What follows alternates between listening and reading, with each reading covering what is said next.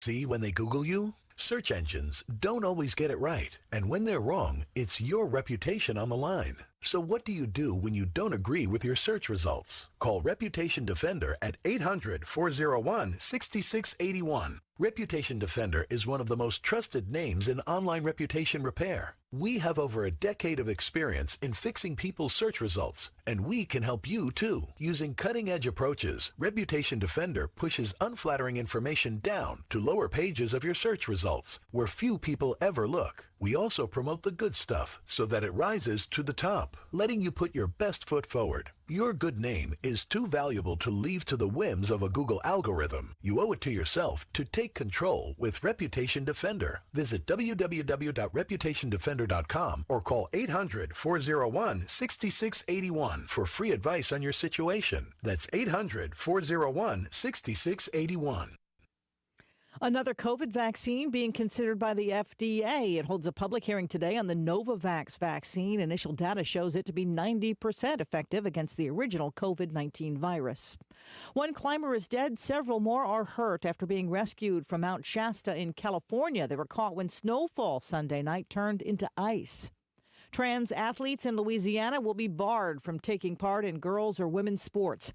Governor John Bell Edwards allowing a ban to become law without his signature. He vetoed a similar bill last year, but says it was clear lawmakers would override another such veto. A new boost for solar power. President Biden is now invoking the Defense Production Act along with other executive orders to boost supplies needed to buy solar power companies. They say that they have been slowed by supply chain problems and a federal probe into possible trade violations by China.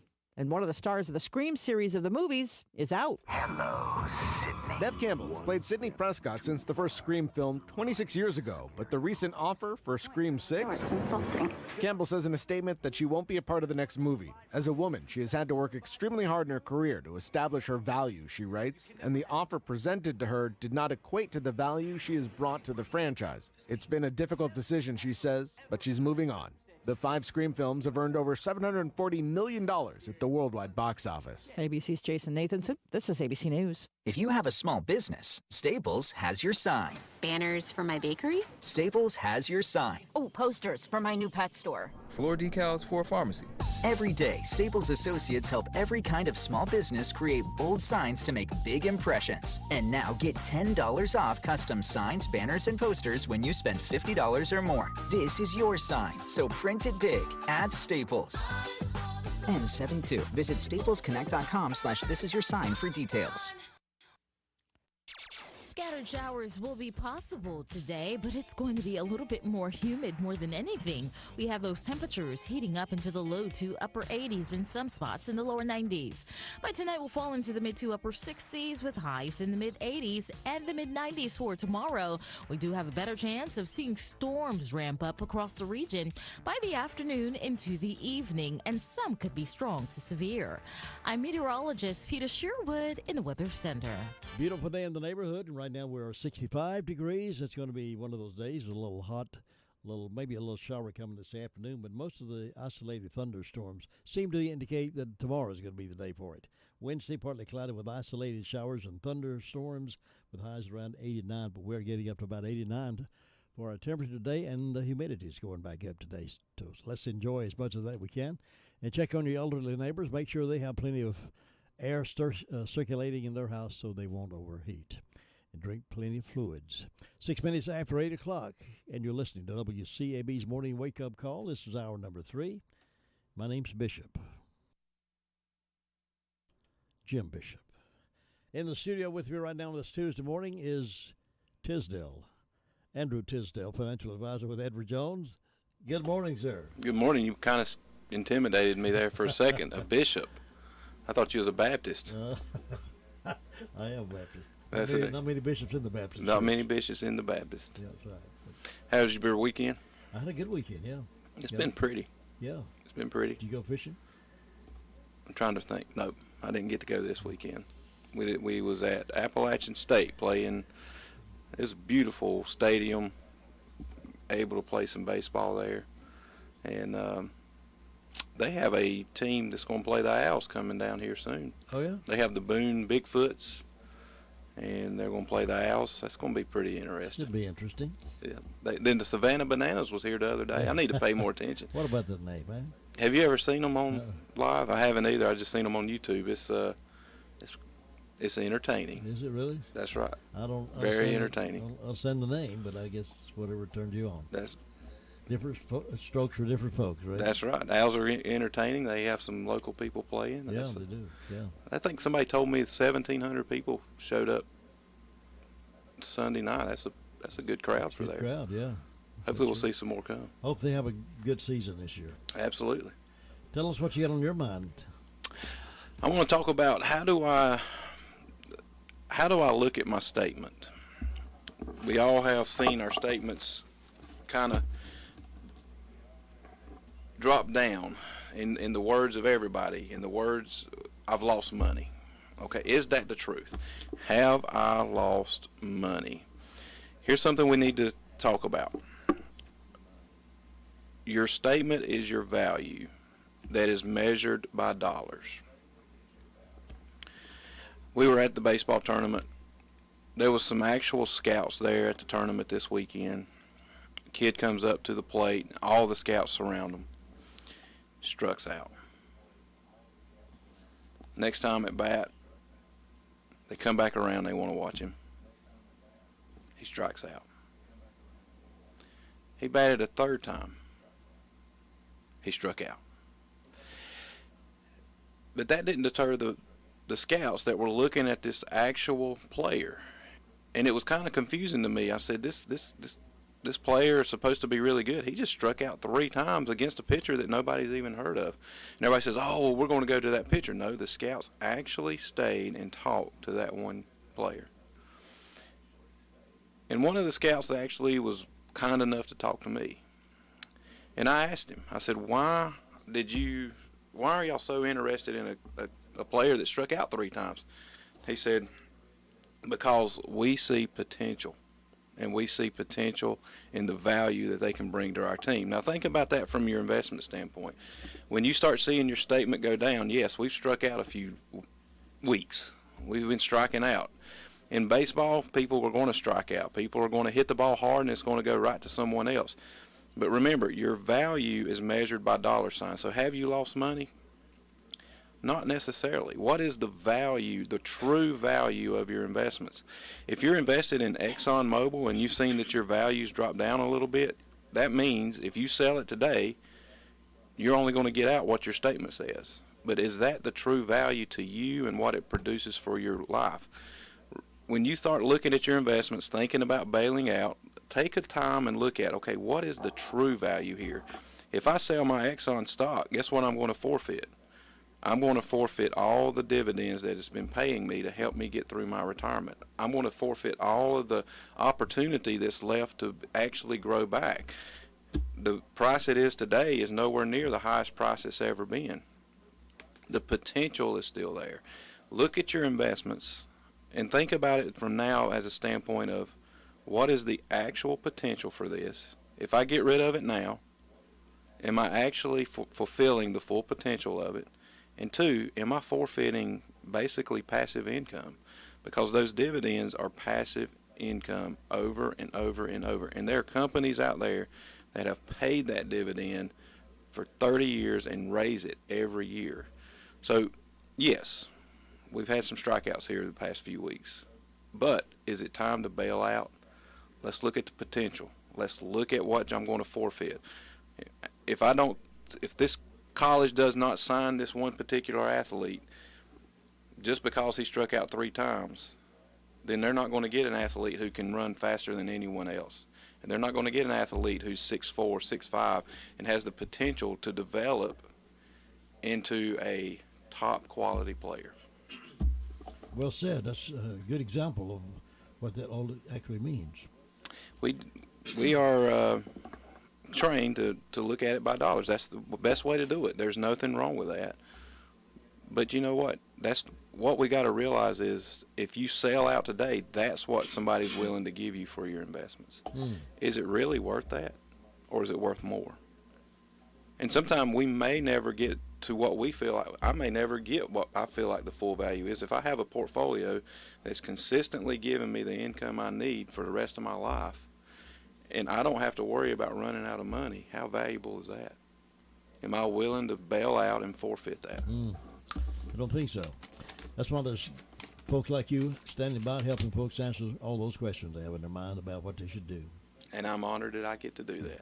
And you're located on Charlotte Road in Rutherfordton.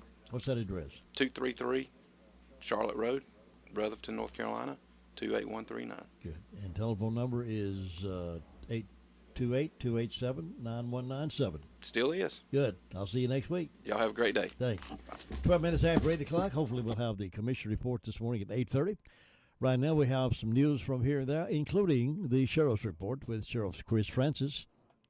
Smith Drugs of Forest City, we are continue to offer the COVID-19 rapid testing and the COVID-19 vaccinations. Please call our pharmacy at 828-245-4591 with any questions or concerns that you may have. You may also visit our website at smithsdrugsfc.com and schedule your COVID rapid 19 test or your vaccination. Again, if you have any questions, please call our pharmacy at 828-245-4591. Smith's Drugs of Forest City is offering the flu vaccines. You can walk in Monday through Friday or by appointment only on Saturdays. The Dream Station and System 1 CPAP customers, if you need assistance registering your recall devices, you can call the Home Medical Department at 245-4591. And Smith's Drugs has a large selection of in-stock mastectomy bras, now half price. So come by our Home Equipment Department on West Main Street in Forest City. Smith's Drugs, 245-4591. Sign-up forms are now available for the Meet Me at the Fountain 5K race to be held on Saturday, July the 23rd. Go to smithsdrugsfc.com. Now some stories from here and there as we look at what's been happening around the neighborhood. Now, Sheriff Chris Francis will address this a little later in his report, but a Rutherford County Sheriff's Office K-9 broke free from his handler and attacked a 7-year-old girl Saturday afternoon. Dabo, a Belgian Malinois, am I pronouncing that right, that has been with the Sheriff's Office for roughly 2 years, escaped his handler as the officer attempted to transfer the K-9 from the patrol vehicle to his kennel. Once Dabo broke free, he proceeded to run toward children playing on Spinner Street when he bit the girl as she was on the hoverboard. She suffered a bite to her arm and a chest area and a wound to her head.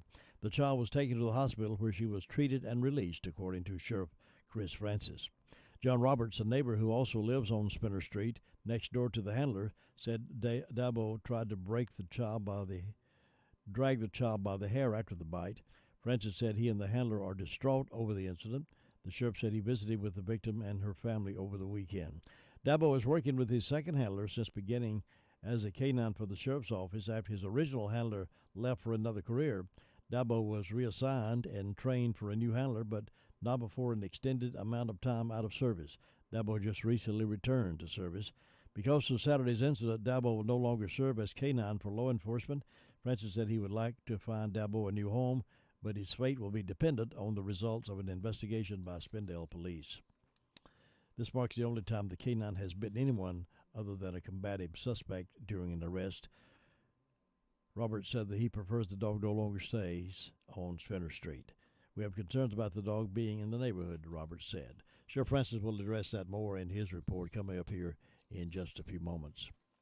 Meanwhile, convenience stores and other businesses that were the sites of electronic sweepstake gaming machine had been warned. Even so, an undercover operation 2 weeks ago led to felony charges. Officials have continued to remind business owners and members of the public that use of these machines is against the law. In February, the North Carolina Supreme Court had ruled that these machines are illegal, and on May 24th, 8 of these electronic gaming machines and 86.5 grams of Schedule 6 substance and other items were seized as evidence in the undercover operation. The operation was conducted by several divisions within the NC Alcohol Law Enforcement Agency and the Rutherfordton Police Department. Search warrants were executed simultaneously at the Circle A Food Store, South Main Street, and the Phillips 66 Southern Star Store, Railroad Avenue. The owners were arrested on 8 felony charges and 39 misdemeanor charges. Even the gaming machines require some type of skill or dexterity by the player. They are illegal, according to the North Carolina Supreme Court. According to Rutherford Police Chief Clint Engel, all Rutherford stores had been served with warning letters on February the 15th. According to the district attorney's office, the letters had been sent to businesses with the machine throughout Rutherford County. Engel said all were given a grace period as well. However, these businesses chose to conduct business as usual. Officials disagree with those who claim the machines are no different from going to a casino. Engel and other officials have repeatedly said they are not only illegal but are bad for the community. These machines contribute nothing to communities, Engel said. They do make it easier to drive gambling addictions and cause violence. It was estimated that at one time there were more than 200 electronic gaming machines operating in Rutherford County. Many convenience stores had 1 or 2 machines, while some had as many as 5. Engel also added, I want to thank you all to the agents with multiple divisions of the NCL, the District Attorney's Office, and to all the officers here in Rutherford Police Department who spent days conducting undercover operations, collecting evidence, and the countless hours of paperwork to help make our community a better place.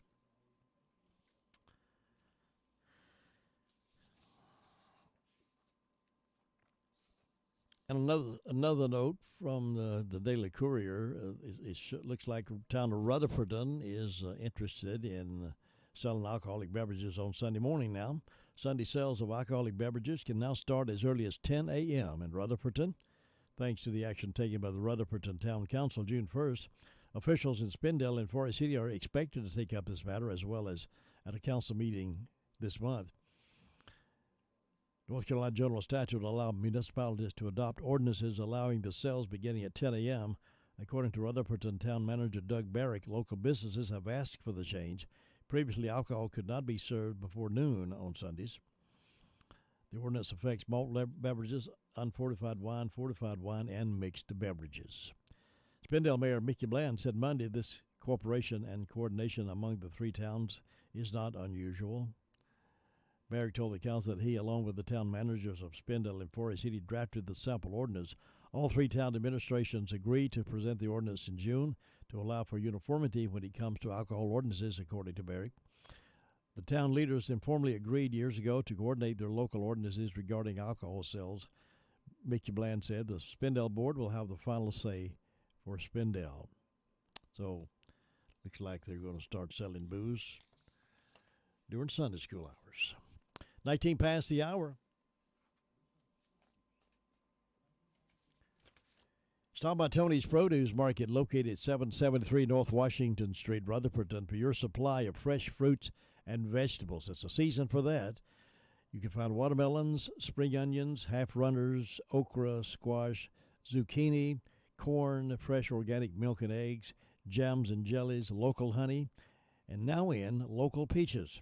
Also fresh homemade cakes, sourdough bread, banana nut bread, fudge, and more. All is made fresh weekly by local Mennonite ladies. Fast and friendly hometown service is available to you. That is Tony's Produce, Washington Street in Rutherford. Call them at 287-9495 if you'd like to, and follow them on Facebook. Shop local. Support our local businesses.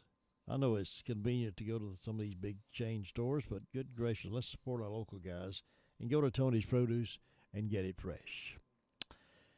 Now, Sheriff Chris Francis gave us a report from the Sheriff's Department earlier this morning. We recorded it for broadcast at this time. Sheriff?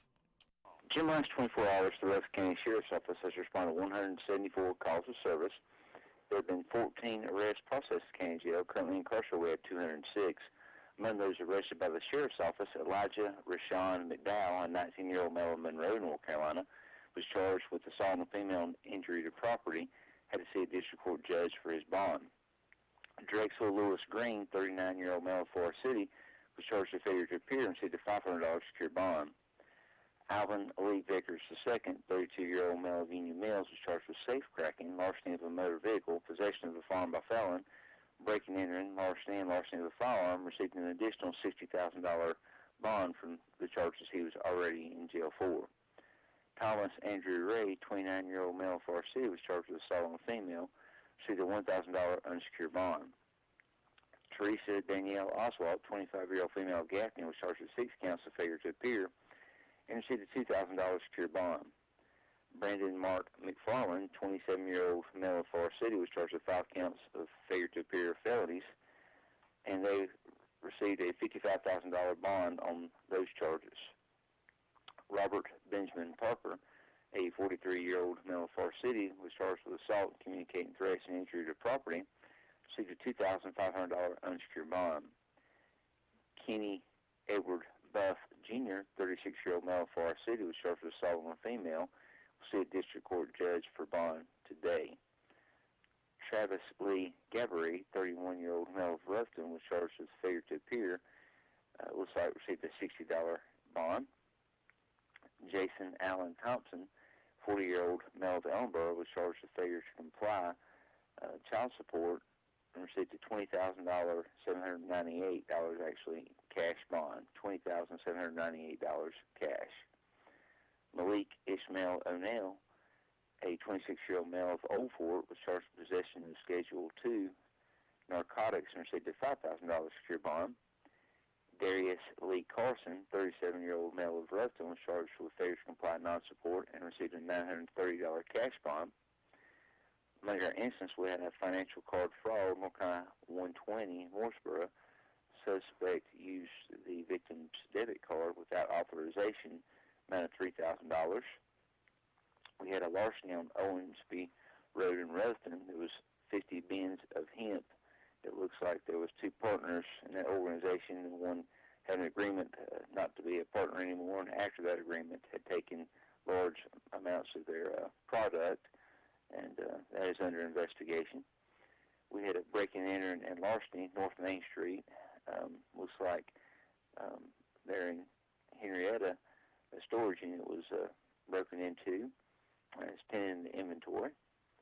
We had a break-in, enter, and larceny on Cecil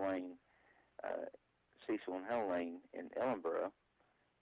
Looks like several things were taken in that incident and still pending. Had obtained property of a false pretense, Whiteside Road in Boston, used the victim's information debit account. Looks like an amount of $600 without authorization. We had a break-in, enter, and larceny Idyllic Road in Ellenboro. Looks like there was 5 kitchen cabinets that were taken, 2 boxes of tile that were taken, some bamboo flooring that was taken, shower drain, and faucet sets that were taken from that residence. And we had a found property on Pleasant Hill Loop Road. It was a wallet with an ID, and that victim's out of Morganton. We're trying to reach that gentleman, get his property back to him. Jim, go ahead and report today. Sheriff, what can you tell us about Sheriff Deputy's canine biting the child? The canine was Dabo. A very unfortunate incident. This occurred Saturday afternoon at 5:30. The deputy was getting off his shift and had his patrol vehicle parked close to the kennel. He cleaned the kennel out, was getting ready to put Dabo in, and Dabo unfortunately bolted out of that vehicle and found a 7-year-old child that was playing with another 9-year-old child there on Spinner Street in Spindale, and did bite the 7-year-old.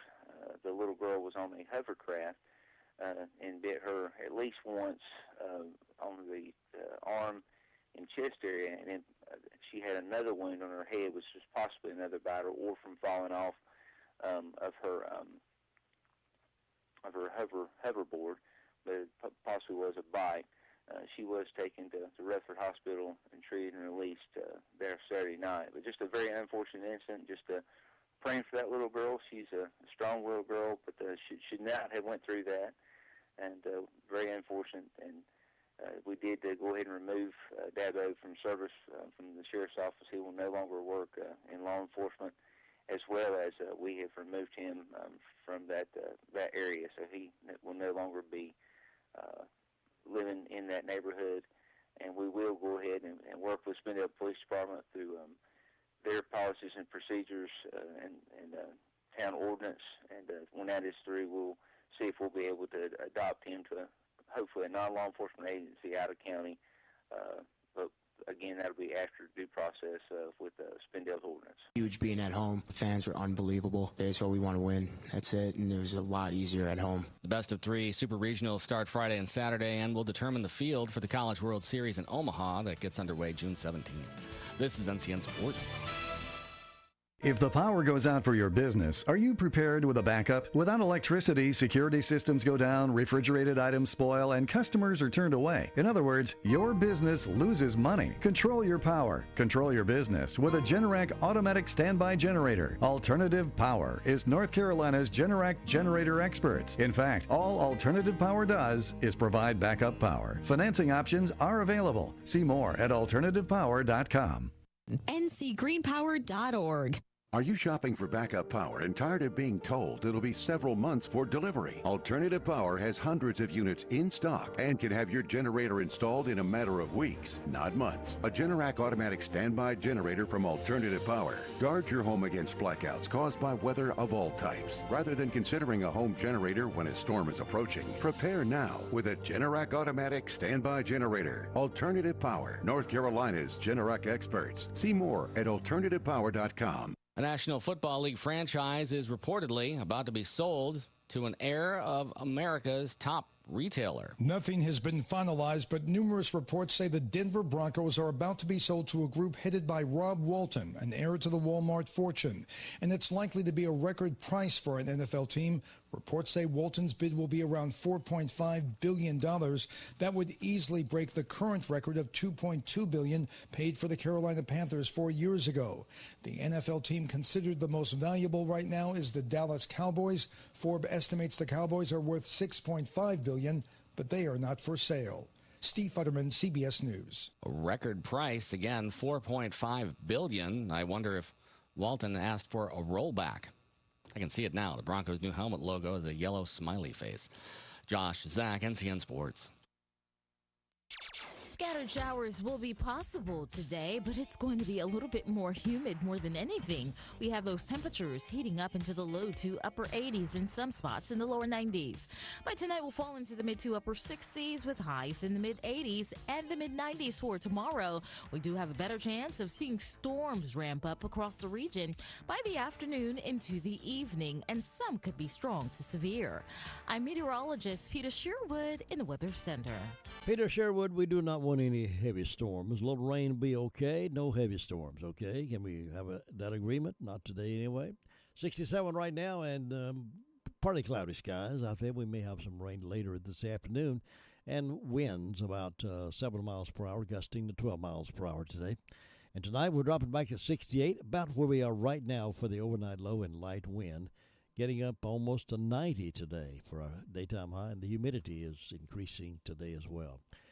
It's 8:30. This is WCAB Rutherfordton, serving the foothills of the Carolinas. From the county seat of western North Carolina, WCAB Rutherfordton. Well, apparently maybe a failure to communicate or something. We do not have the commission report this morning. I think they met last night. I may be wrong about that, but I believe they met last night. And we'll get back on track with that. We sort of had to take a sabbatical, I guess, from that because of the political interviews. We had to set that aside for a period of time because we wanted to let you know who the candidates were and what they were running for. I had someone tell me the other day, by the way, and I appreciated this comment. She said, I read the interviews in the paper and heard the interviews on the radio. She said, I did not make my mind up to who to vote for until I heard your interviews on the radio. I thought, well, that's one of the reasons we do that, to clarify those and give you better ideas on who they are. So perhaps that has helped a lot of people doing that. It's 8:30. This is WCAB. Today, yesterday she actually made the announcement, Representative Virginia Fox announced the addition of Alex Arbese as her newest legislative correspondent in Washington. Alex is a native of Rutherford County and grew up in Forest City following his graduation from Rutherford Early College High School, Reach. He attended the George Washington University as a first-generation college student. Before joining Representative Fox's office, he served as a staff assistant for the United States Senator Marco Rubio, and he's going to be in Virginia Fox's office. So congratulations, local boy. Makes good. Now, we are happy to have, indeed, our commission report on this morning with our chairman, Mr. Brian King. Good morning. Welcome back. We missed you. Well, good morning. Can you hear me all right? I can hear you well. Thank you. Okay. Yes. Yeah, it's good to be back. And you ready for me to jump into this? Yeah, just go ahead and jump right into it. Well, my goodness, since the last report, we've had meetings, we've had public hearings, we've had workshops, and last night we had a lot of business to attend to, and it actually lasted a little bit longer than normal. My first meeting started at 4 o'clock, and I didn't get home to 8:15. And but it was all the work that we need to do, and like I tell the guys that I serve with, we asked for this, and we're happy to serve the community. But last night at 6 o'clock, we called our Board of Commissioners meeting to order. The agenda was approved. We had 2 public hearings last night. The first public hearing was our budget for the year 2022-2023. The county manager presented that to us, and we're available for public comment. The budget for this year is, it was a little bit, I don't want to say difficult, but it was very challenging because of the inflationary cost, the unemployment rates, everything that's happening. We have things come before us like the courthouse renovation. We're going to do the register of deeds and the revenue department. We need to relocate those. We have substantial capital facilities and property equipment, vehicle needs, all these needs and everything before us, and how we serve the community. And so, at the end of the day, through all the meetings we've been having, the budget was presented. The total budget for all funds will be around $96 million, right over $96 million. The total general fund for the budget was $74,884,000. But the way we're working this out, the Board of Commissioners has been working very hard to try to reduce the pressure on our public taxpayer, the people, property taxpayers, the folks that pay the taxes. And so the proposal was presented to the Commissioners last night, as was presented earlier in the public hearing, that the tax rate will remain the same. We will not have an increase. But with that, we are still contributing to all our partners. We had a presentation presented to us from Rutherford County Schools. They had their presentation. So we're investing $16.655 million to operations and $1 million towards capital, and that's around a 5.35% increase for the current expenses. Our total appropriation for the school system, including debt service for previous school projects, is almost $24 million, and actually it's $23,987,000 that we're investing in schools through our budget this year. Our partner, Isothermal Community College, who does a wonderful job for us, they're having a 6.3% increase over current expenses, which is around $2.8 million for operation and $600,000 towards capital. So the total appropriations towards Isothermal Community College in our budget, including debt service and this capital outlay, is $3.835 million.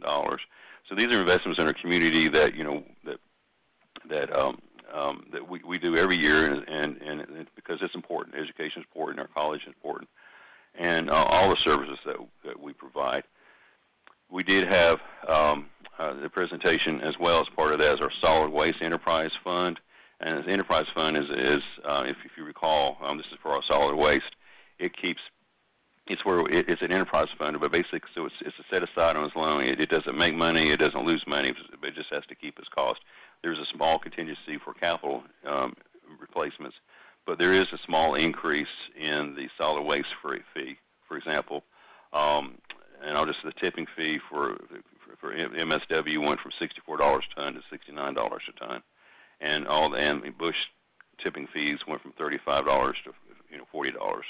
The recycling fee was no change in the current rate. So that the budget present public hearing was the first thing that we hit at, and that was received, and we asked for public comment. The adoption of the budget is not going to occur. This was posted till Thursday of this week at 4 o'clock. So no action was taken other than receiving opportunity for public input and the presentation from the county manager. There was some discussion, but that's it. We actually went into the community development block grant was the next public hearing, and we approved the closing out of the community block grant, neighborhood revitalization project grant.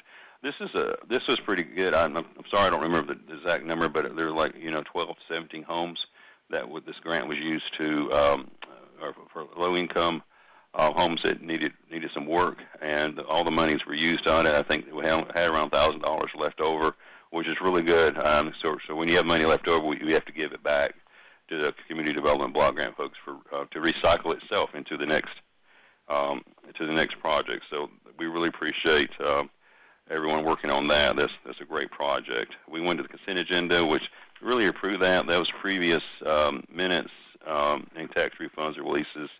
We had appointments to the Rutherford County Board of Commissions was next. That was a long list of everything from the Historic Preservation Committee to the Planning Commission to the Social Services Board to Tourism Development Authority. Those appointments, there are still some vacancies there that were announced last night. And if you're interested, please let us know. But that took a time, and I'm looking at a list. Maybe I'm sorry, I'm not going to read them for time, but there's probably about 35 appointments that were made last night. We had a presentation about the World Elder Abuse Awareness Proclamation. Elder abuse is very serious. It's an issue that is not really talked about, but we're making this is the proclamation that this is happening statewide about what can do to prevent elder abuse, and these are our older citizens. So that proclamation was approved. Had a presentation from the Tourism Development Authority. The director, Don Kaysen, came and gave a quarterly report. It was pretty good. He had all the slides showing all the investments of the occupancy tax dollars that they collect, and how this board authority is investing it into our community. We stressed how important it is that, in the good old days, they say, well, if you collect occupancy tax at property A, that's where the property tax needed to be spent.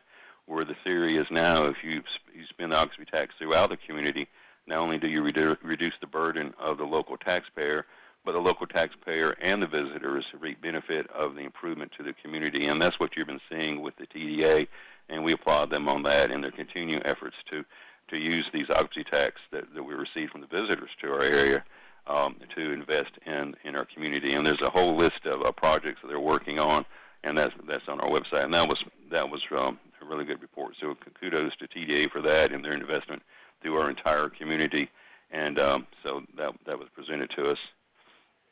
The Rutherford County American Rescue Plan Fund, we approved the ordinance for the Rutherford County Coronavirus State and Local Physical Recovery Ordinance authorizing the utilization of the ARPA funds.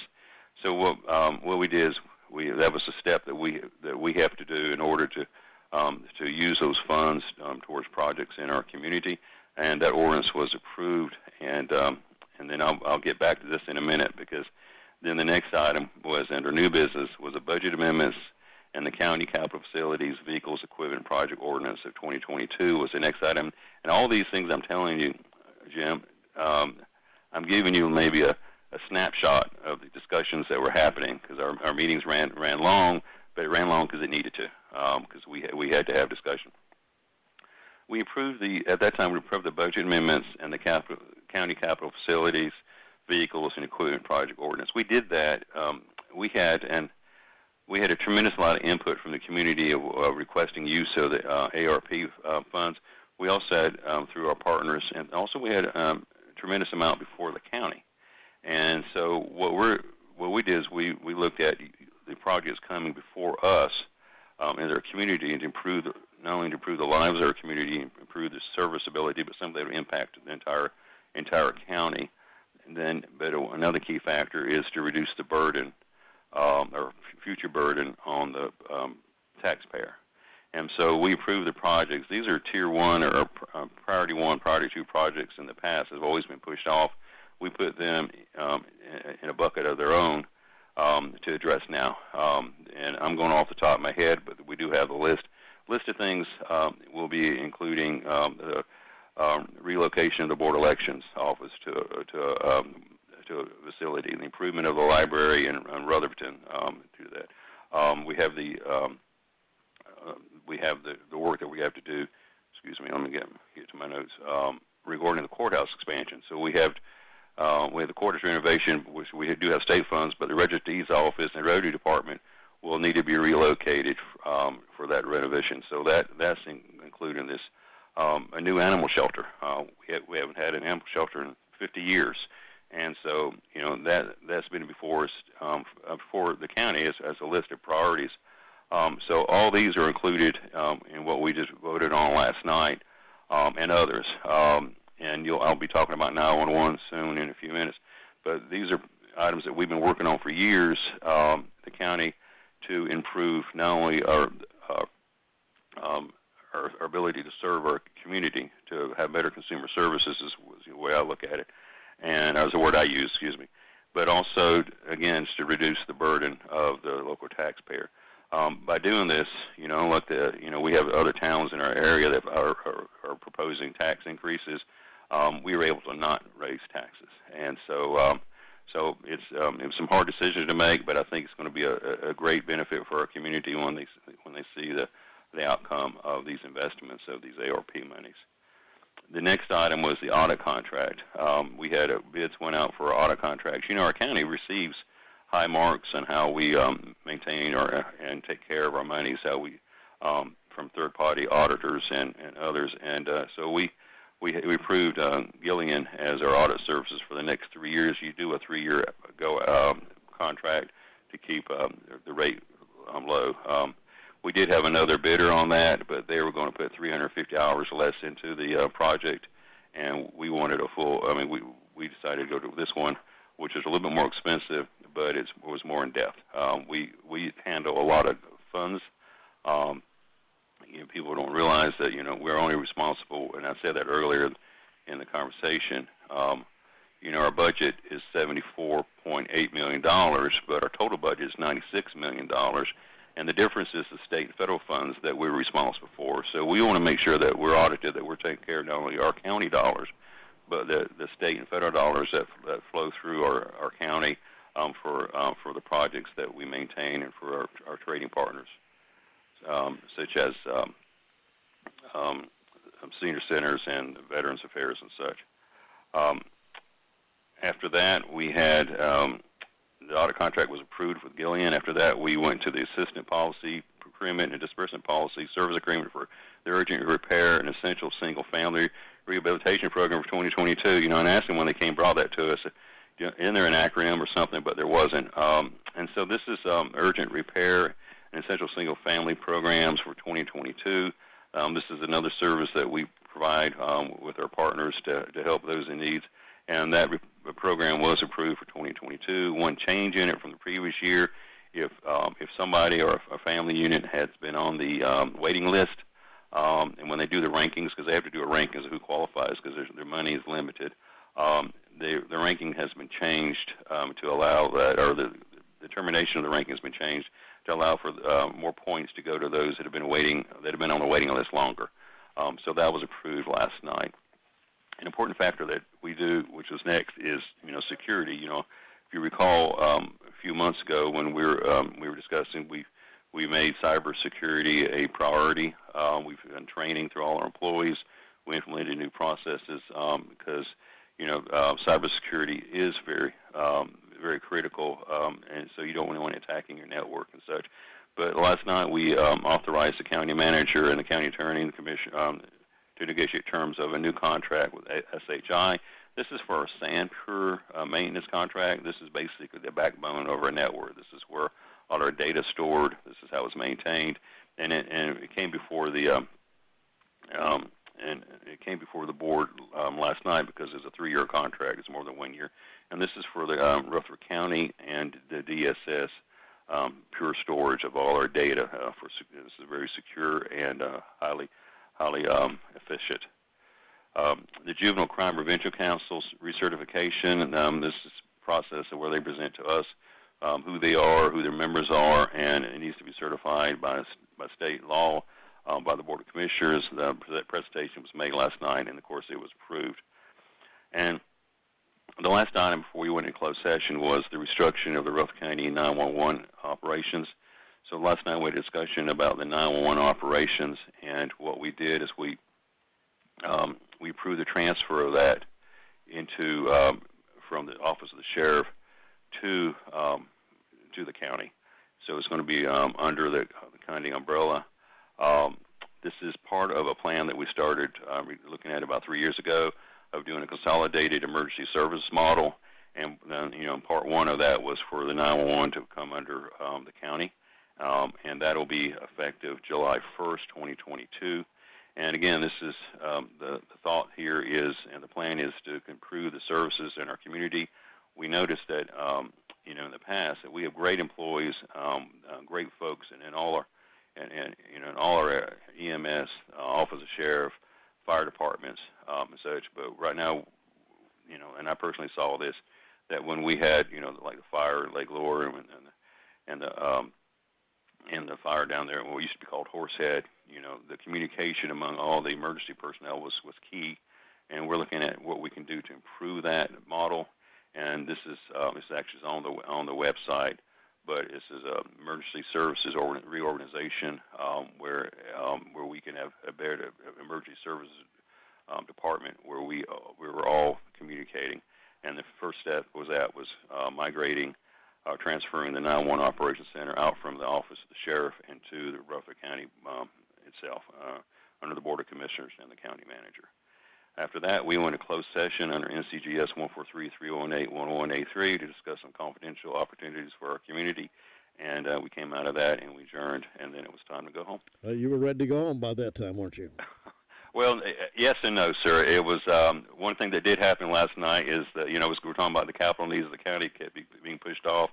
The HVAC system in the building kicked out. It died yesterday. Oh, no. So it was like 78, 79 degrees in that room, and I just thought, well, isn't this appropriate? Oh, But I tell you what, I really appreciate the hard work that the commissioners work. I really want to be grateful and thankful for those that have stepped up to serve on the committees and the commissions that we made appointments to. I mean, this is how the work gets done, and it's really a team effort on improving the quality of lives and the services that we provide to our community through Rutherford County. Well, when I hear dollars mentioned like you were mentioning a moment ago, my finite mind can't wrap around all those dollars. That's why we elect people like you and the other commissioners to handle those kind of things, because we don't understand the magnificent monies that go into these programs that we have to have in the county. But you guys are doing a good job of that, and I appreciate the work that you're doing. Well, thank you for your compliments. It does take some work, but, like I tell our guys, we asked for it. And so and we appreciate the opportunity to serve our community. And it is a lot of money, and that's one thing, and this is what I really appreciate this board is decisions you make that's going to impact the most of our community, most of our citizens, and how can we leverage the programs and leverage what we have to the benefit of all of us and reduce the burden of the taxpayer. I mean, this inflation that we're seeing right now is a hidden tax. Yes. Literally it is. And so, even though, and I failed to mention this, and I apologize, we are dipping into our fund balance. The county is, in order not to balance the budget that was proposed, but also so we wouldn't have to raise taxes. And, and that's a key point that, we recognize the struggles and the times of this inflation that's happening throughout our community, and we're doing our best to do what you guys asked us to do. Brian King, Chairman of the County Commissioners, thank you very much for your time this morning. I appreciate this report, and we'll look forward to seeing you again next time. All right, thank you. Have a wonderful day. Bye-bye. And we appreciate that report. 50 minutes after 8 o'clock, My Great America with Jim and Butch coming up at 9:05 this morning. If you haven't stopped into Different Times Mercantile, you're missing out. They've got a store full of gorgeous antiques, collectibles, framed art and pictures, dishware, home decor, brand new designer tops, jeans, and shoes for junior and adult ladies. Great gift ideas for graduation, birthdays, or just a little gift for yourself. Check them out today. That's Different Times Mercantile on Main Street in Rutherfordton. Imagine quality primary care health and urgent care services for you without the hassles. It is available to you and your family from Brock Family Care. Family medicine the way it ought to be. No insurance to deal with, general primary medical care, chronic disease prevention and management, urgent care, medication management, and so much more. Brock Family Care is a membership-based model where patients pay their primary care provider directly through monthly or annual fees rather than paying through an insurance provider. Not accepting any forms of health insurance cuts out the hassles and allows for more personalized and affordable health care. It may be time to move into this kind of plan for you and your family or your business. Call today and get more information. Here is the number. Write it down. 828-382-7282. This is the way health care should be. Call 828-382-7282. Brock Family Care, 289 Shallow Road, Forest City. For a delicious meal every day, call on Gregory's Original. Choose from their top menu of burgers, subs, grinders, pasta dishes, fresh salads, and so much more. All dishes are prepared fresh daily. Hours are Monday through Friday, 11 a.m. until 9 p.m., Saturday, noon until 9 p.m. Now at Gregory's, try the family-style meals. The dining room is now open, but curbside and takeout is still available. Enjoy lunch or dinner today with your favorite meal from Gregory's. Call 287-2171, located in the Park Lane Plaza in Rutherford. Gregory's Original. Well, visitors to national forests in western North Carolina are being warned that bears are getting close to humans and even circling campsites. The U.S. Forest Service issued the warning for Pisgah and Nantahala National Forests. The service says visitors have reported bears tearing down bear bags from trees, carrying off backpacks, spending hours near campsites, and ignoring efforts to scare them away, according to the Charlotte Observer. The rise in bear encounters coincided with the Memorial Day weekend and focused on the Pisgah, Appalachian, and Nantahala Ranger districts, according to the service. No injuries have been reported thus far. Last June, reports of aggressive bears led to a temporary ban on camping along a portion of the Appalachian Trail. North Carolina's most recent bear attack that led to a death was in 2020, when an Illinois man was killed while camping in Great Smoky Mountains National Park. Last September, a couple was injured by a bear as they were enjoying a picnic along the Blue Ridge Parkway in North Carolina. They apparently are becoming more and more aggressive. Used to, we'd ride along the parkway, ride along the Smoky Mountain Road, and hope to see a bear, and may see one on the side of the road, maybe have a picnic, and they'd stay away. But now, apparently they're being aggressive. So the U.S. Forest Service is issuing these warnings, particularly for Pisgah and Nantahala National Forest, and even on the Blue Ridge Parkway. So be aware of that. If you're going camping or hiking in the woods, be careful and don't carry any cottage cheese or anything like that that the bears might like. They might not want to do that. All right, the Braves are at home tonight. They'll be playing at home tonight for the next 2 or 3 nights, and we hope you'll stay with us and stay tuned with the Braves and cheer them on to some more victories. They've had a few. They need to get that mojo going and have a few more wins. And the Forest City Owls will be joining us soon with their away games. I believe we're going to broadcast those Owls away games. Meanwhile, support them while they are